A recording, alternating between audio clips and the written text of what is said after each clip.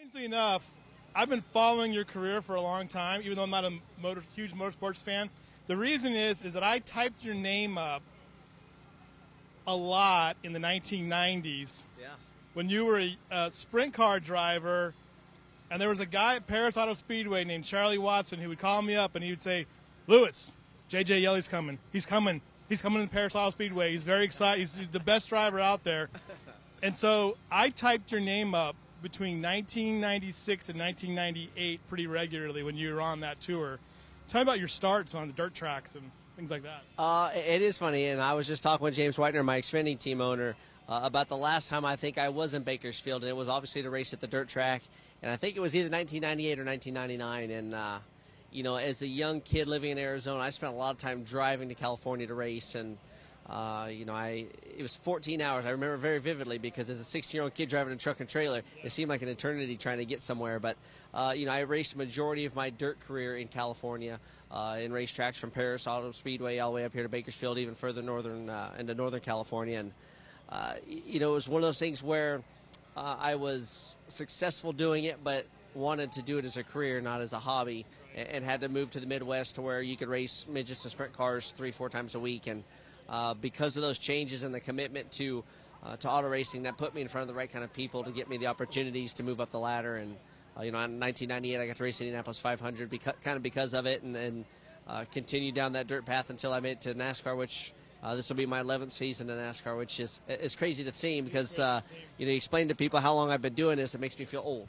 I think when I just told you that story about typing your name in the 1990s, I think it both felt old. I was a young sports editor. You were an up-and-coming driver.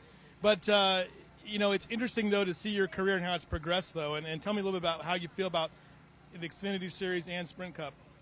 It's been a roller coaster for me. Obviously, when I started in NASCAR, I was with Joe Gibbs Racing, which is obviously one of the biggest teams in the sport, and had some success.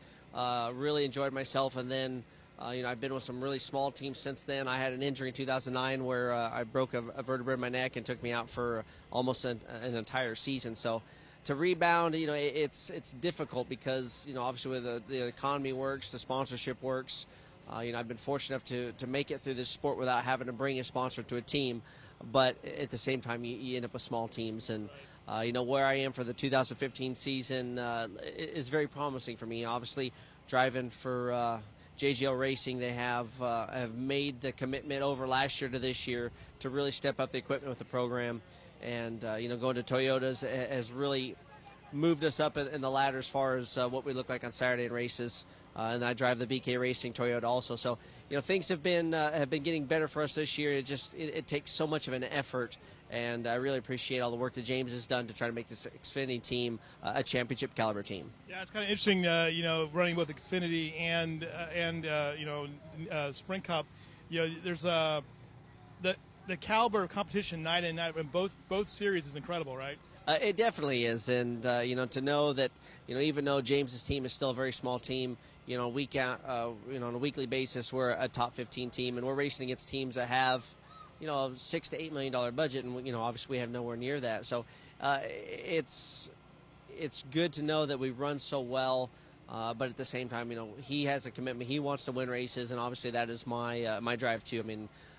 Is that the frustrating thing? It's true, I think, in all professional sports that there is the top end with the big teams and lots of money, and then there's the smaller teams that don't have maybe the resources, who can't seem to break through. Is that frustrating to you, or is this part of the game is played right now?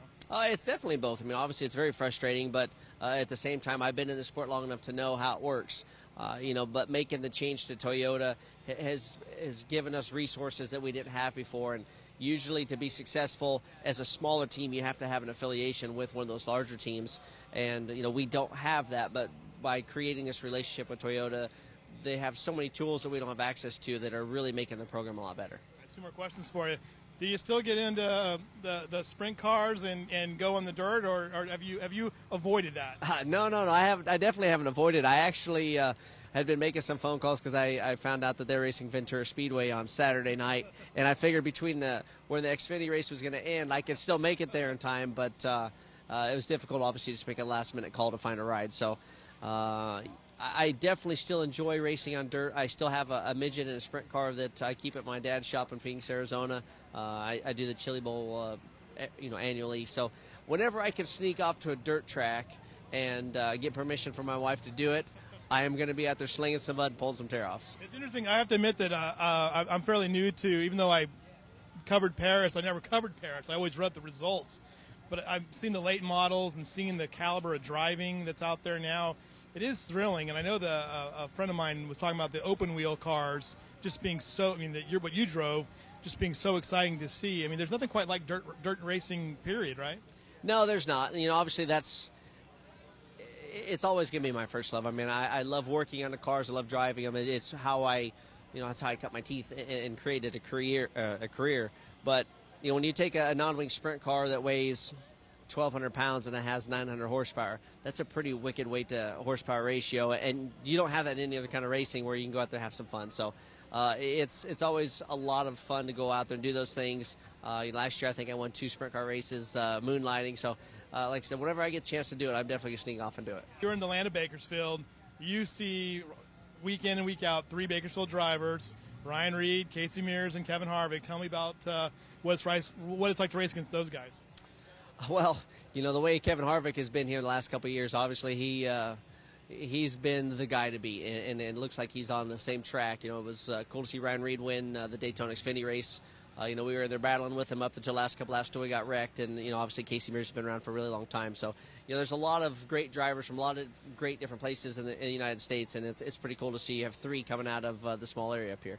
All right, thank you very much, JJ Yeley.